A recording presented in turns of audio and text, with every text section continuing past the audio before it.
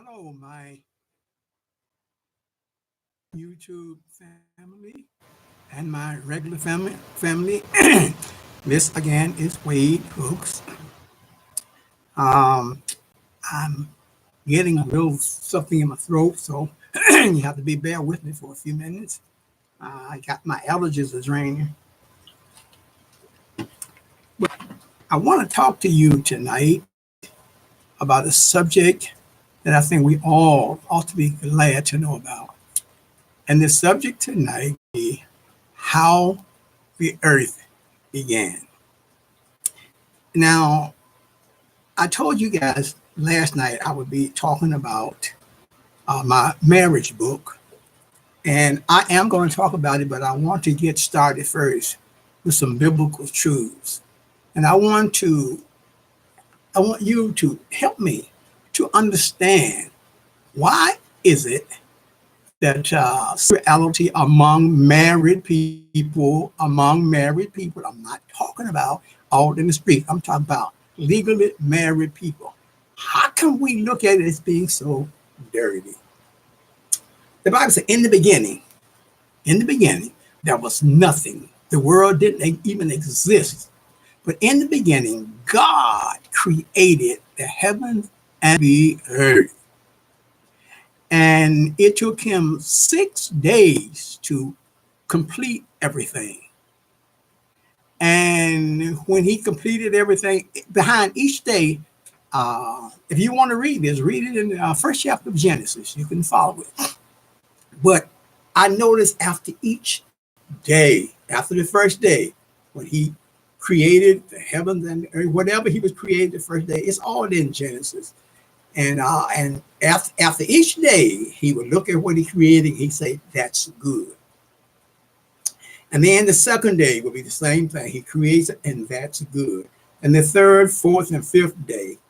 But now on the sixth day, man was the last thing that God created, man and woman. And on the sixth day, God created man. And when he ended his creation on the sixth day, now remember all of the other days, he said, well, most of the other days, anyhow, I think all of them, he said, that's good. But when he got down to creating man, he said, that is very good. So I don't know about you, but I came up in a real strict home down in Alabama. We wasn't allowed to say hardly anything, especially if it was had anything to do with sexuality. But that's not fair, especially those of you that are in the church, those women that are in the church, and you're so spiritual. But there's a scripture in the Bible that I want you to concentrate on. And I think it's in Timothy. And Paul was telling Timothy to teach the older women, tell the older women how to teach the younger women how to be good wives, how to be chaste at home. And how many of us, now just think about it, how many of your churches got a class in there that teaches them that? And that should be taught. The older women are supposed to be teaching the younger women. And you know what? It's nothing. I mean, it's natural. And when I think about this, I'm gonna try to go through these things without crying, because I'm gonna tell you, when I think about this, it excites me because I see God. I see God. Now, on the sixth day, when He made man, the first commandment that He made to man is after He made Adam and then He made Eve. Well, you know the story how God just spoke everything into existence. Everything was spoken into existence except man and woman. When He got ready to make man, He stooped down and got a handful of dirt and He created man out of the dust of the earth. And when He got through creating man, He said, man is lonely. He need to help me. So He performed the first surgery. He was the first surgeon. He put Adam to sleep, just like when you go to the hospital for surgery, they put you to sleep. Put Adam to sleep, took one of his ribs, and wrapped flesh around the rib. And He told Adam, and all that he had made, He said, Adam, you name it. Everything, every animal on earth. And God had told Adam, whatever you call it, that's going to be the name of it. And so he named all of the animals. And but when it got down to Eve, he said her name is going, she is going to be called woman because she came out of a man. And the first commandment that God made to these people, now listen to me, folks. Don't turn on the television. Don't get scared because we need to know this kind of stuff. First thing he told them was to be fruitful and multiply. And you notice, if you notice all of the everything else that he created them in twos, a male and a female, because that's what it was going to take to replenish the earth. When God made Adam and Eve, and he told them, you're going to replenish this earth. But now God came down and he just out of the dirt, he made Adam. But he was saying in so many words, I'm not going to come down here on earth every time I need to see this world occupied. He said, you are going to replenish this earth. The two of you is going to start this thing. And so he made man a male and female, male and female, man and woman. And all of the animals was they made a male and a female. Everything was a male and a female. And God had a plan for that. That's how this earth is going to be replenished, through male and female. So would somebody please write me, get in touch with me? Would you please tell me, why are we so afraid of what God did? I tell people all the time, it was God's idea to make a male and a woman. Now, watch this. And I'm going to try to walk you through some things. Now, I might forget a thing or two because I'm 78 years old now. I don't remember like I used to remember. But when I look at the creation, I get chills. Sometimes I wake up in the middle of the night. I can't even go back to sleep just thinking about it. It was just a miracle. Okay? When God made man, he gave man testicles and a penis. When he made woman, he gave her a womb and vagina. Okay? Now, why did he do that? The man don't have a womb. Man doesn't have a vagina. Women don't have testicles. But I want you to watch that. Let me give you a little bit of biology right now. Okay? I learned this when I was in college. I made an A in biology. But you know what? I learned so much that I didn't know. I was 44 years old when I was in college. And so one night we went to school, and our regular biology teacher wasn't there that night. And of all the nights, I was late coming in because I was working and going to school that night. And at our college, the seats in the recreational building, the whatever they call that thing, it's where it was made like theater seats. You know, it was just seats was down, and then I would always go up and sit on the top. And there was a lady that I sat by all the time. She was a great grandma. I used to wonder, what are you doing in college at your age? But I noticed this particular night when I walked in, everybody's eyes fell right on me. And they watched me until I got up in the top. They turned their seats around and watched me. And I said, what are they looking at me for? I said, because I'm late. But when I turned around, it was a man and a woman. They are biologists, but they're called humanists. All they do is study sexuality in humans. And there's no porn. They just tell you how your body is made, how God made your body, and what your body is made to do. And so I looked back, and when I looked at the stage, they had a picture of a man and a woman. They was naked. Nothing was out. They just had a body. And they were teaching us what happens, how people are born. how we came here. And you know what? I'm telling you guys, I was so excited and embarrassed at the same time because of, we wasn't used to talking about this kind of stuff. So anyway, he was saying something, and this morning when I woke up, I was just thinking about it. Okay, think about this. I want y'all to just think about this for a minute. It's impossible. It's a miracle. And every time I think about it, I say, God, you are awesome. So when a man and a woman come together to produce children, okay, the testicles, now the biologists, a lot of them disagree. They say the man testicles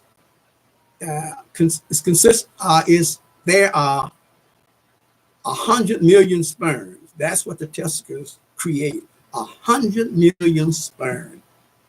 And at the time of sexual intercourse between married folks, I'm talking about, the sperm goes out of the testicles through the urethra or I'm just going to say P tube, and it goes in and fertilizes the woman's egg. Now, watch this. Every month, when a girl get a certain age, every month, a bag of blood attaches itself to her womb.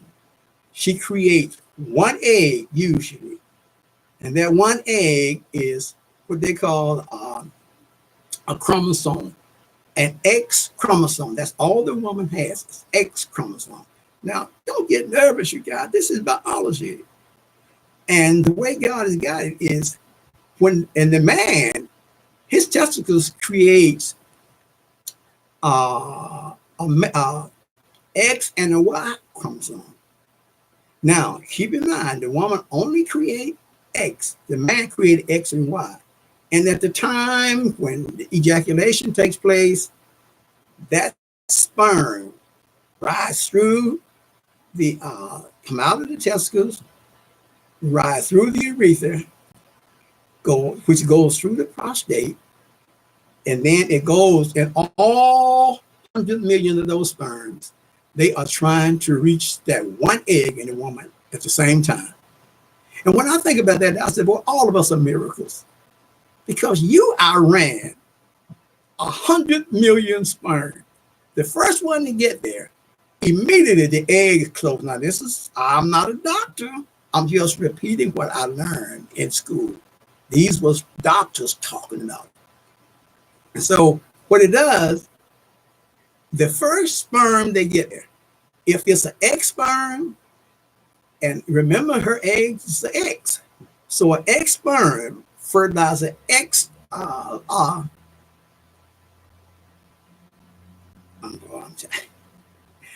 the egg, X egg, is going to be a girl. If Y sperm get there first, it's going to be a boy. Okay, I know what some of y'all saying now. Yeah, but how do twins come to be? Very interesting. Very interesting. What happens is, remember, the woman, as a rule, she creates, in her womb, is created one egg. Okay? The first sperm that gets to that egg is going to close itself off. All the rest of the sperm, they come and they just bounce off. And so when she created that, when that egg is fertilized, sometimes every now and then that egg was split. And when it splits, that become one person, all of a sudden become two persons, but they are the same person. I know that don't make no sense, but that's what happened. That's why they are identical. They look alike, they talk alike, they sound alike, they just alike. And I know what some of y'all say, no, I know some, they don't even look alike. Okay, let me explain what happened there. And that is true. But that happens when, if a woman's, every now and then a woman would produce two eggs. And what happens is the one sperm will fertilize one egg and the other sperm will fertilize the second egg. And sometimes the X would fertilize the X egg in the woman, and then the Y sperm will come along. And sometimes I've known the twins to be a boy and a girl. And I've known of be two boys or two girls, and they don't even look alike. That's because two eggs was fertilized. And you know, this is the part that I love. I love this because this is so interesting.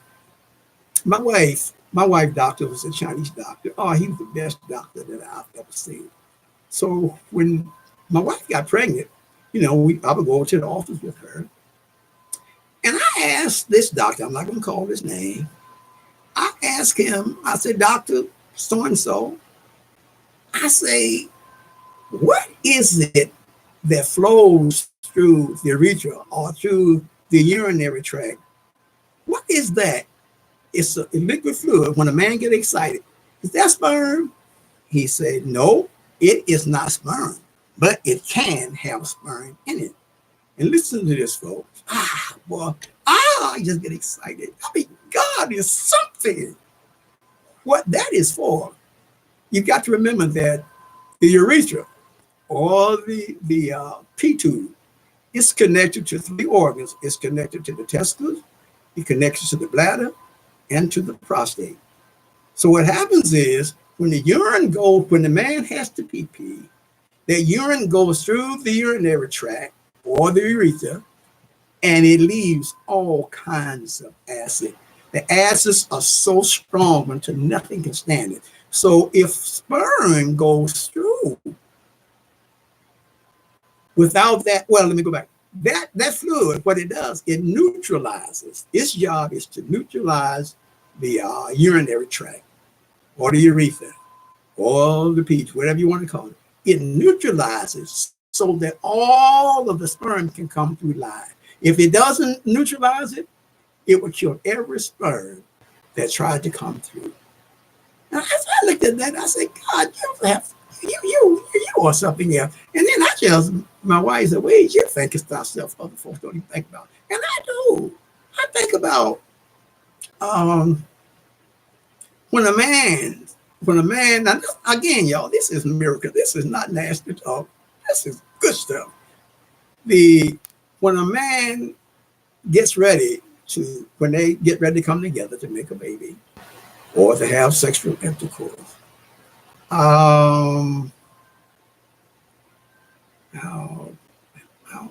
to say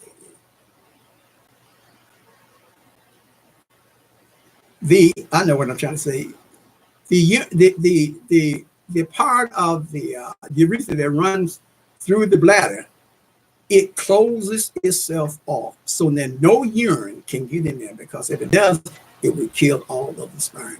And when they told, I said, that is a miracle. Man, if you don't believe that's true, the next time you and your wife, not your lover, you and your wife gets together, and most of the time after it's over, there's an urge to urine.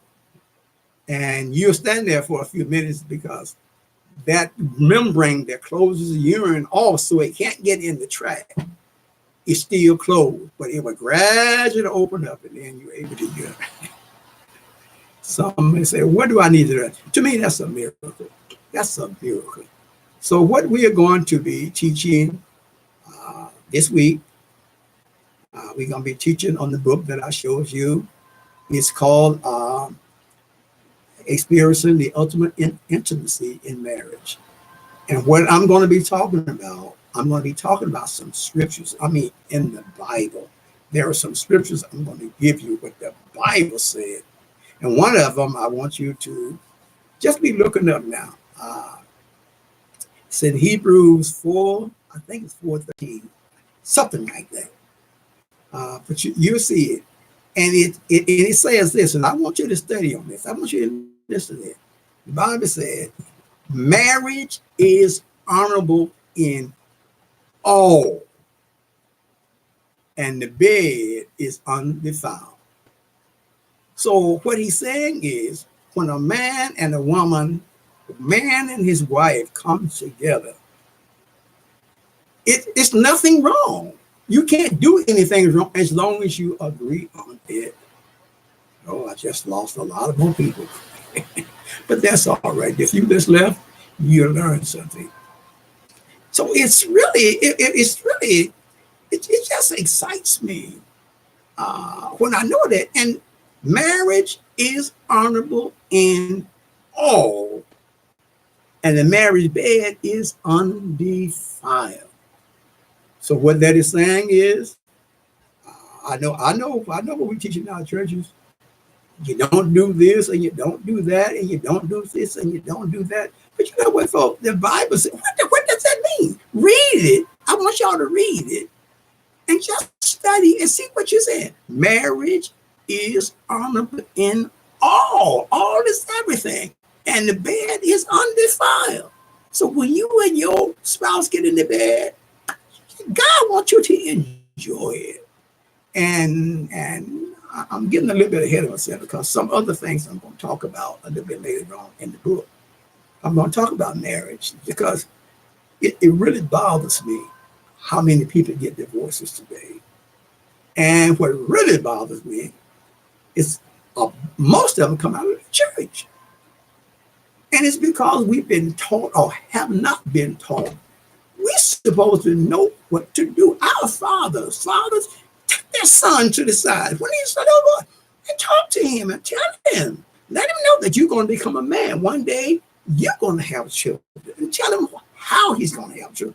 And women, older women, teach these young girls that, honey, one day, all of a sudden, the little pimples in your breast is going to begin to swell because you're coming into womanhood. And you would have a menstrual cycle, they call it. And what happens is, all it is, remember I told you before that the egg attaches itself to the woman's womb and is there just in case the egg is fertilized. But if that egg is not fertilized, that bag of blood will just drip out slowly. In most cases, about 5 days. And that's because there was no need. But if it is fertilized, that bag of blood becomes that child's blood. And I'm stressing that the child's blood, not the mother's blood, because a mama and a daughter or a child can have totally different types of blood. A mother can be A positive, and the baby can be AB negative because that's their blood. So what happens is it's just, okay, I'm not needed. There was no fertilization. So it oozes out through the woman's vagina. And like I said, they call it a period. And there's nothing wrong with that, for God did it. So what you are saying, while you are fussing at me and talking about me, you're telling God you did something nasty. You created something dirty and asked us to participate. There's nothing dirty about that. You know, I was thinking, even the animals, there's nothing, no animal was made like the human being. Animals are male and female, and they go through the same process that we go through. But the big difference is God has given us great pleasure in it.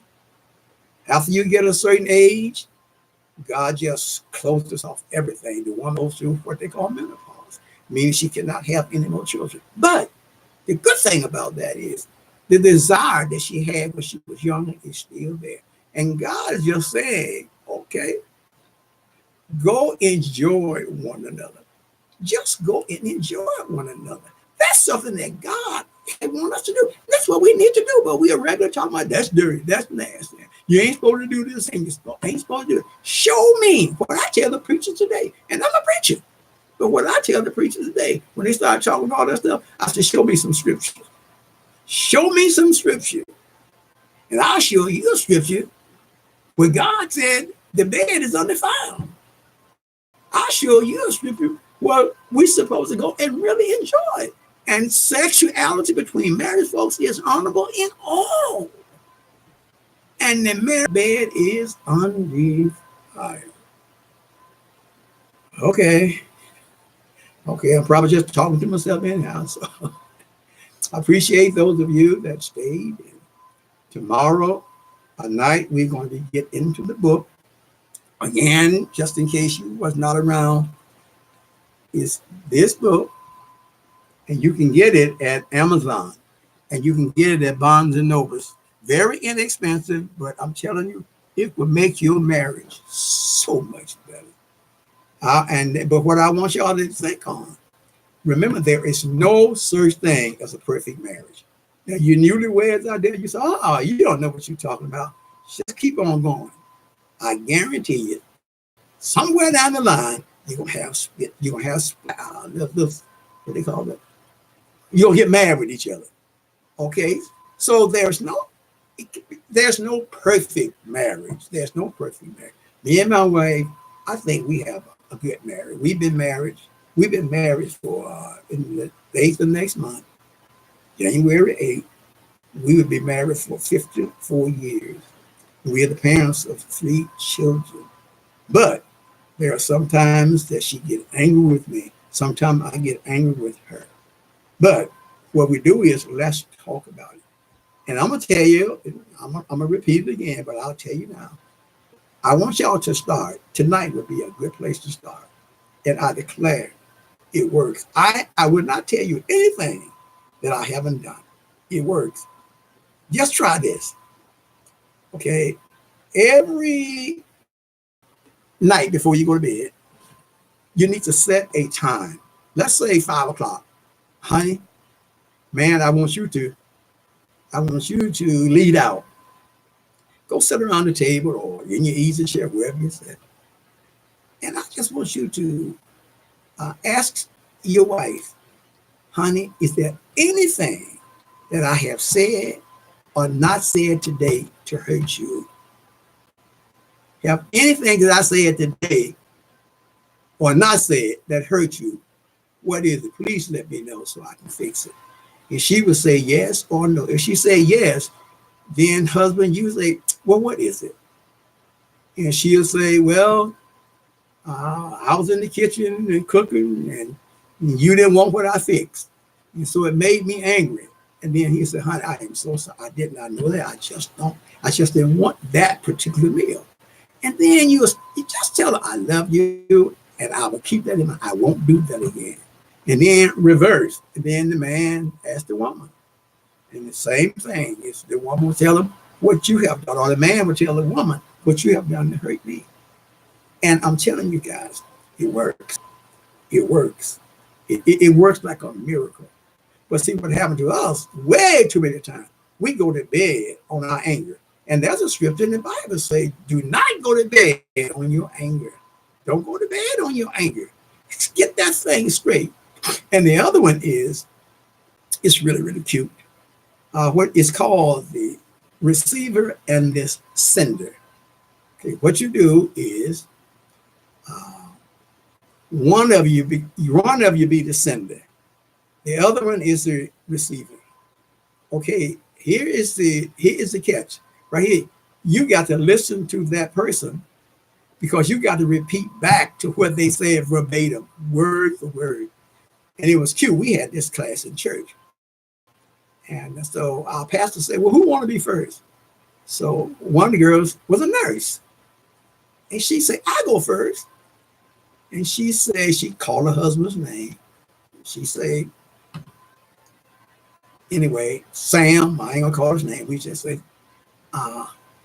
sometimes I'm working late and I'm late getting home and it's dark outside and I don't want to stop. And I have to urine real bad. And so when I come home and come into the house house is dark. And when I get to the bathroom, you have left the seat up. And I sit down on that cold stool. That makes me angry. Okay, normally, what he would say, turn the lights on. But you can't say that. So then she'll say, you got it? He said, yes, I got it. Then he has to repeat back to her verbatim, word for word. If he leave one word out, and he got to ask her, do I got it? She said, no. Then she'll repeat it. They keep going until he can say the exact words. And I'm telling you, that would eliminate a whole lot of stuff. And so me and my wife, I ask her sometimes, what have I done? Show me, tell me. She comes up with 3 things. And I'm not going to tell you what they are. But I love her. I love her with all my heart. And I know God gave us one day, maybe tomorrow, when I get to talking about marriage, I will tell you guys, and it's a cute little story. I'm talking about it's a spiritual story too. You ain't gonna believe it. It's a miracle how we got together.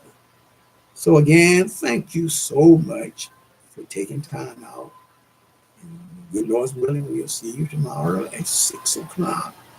Have a blessed evening. And husband, hug your wife before you go to bed tonight.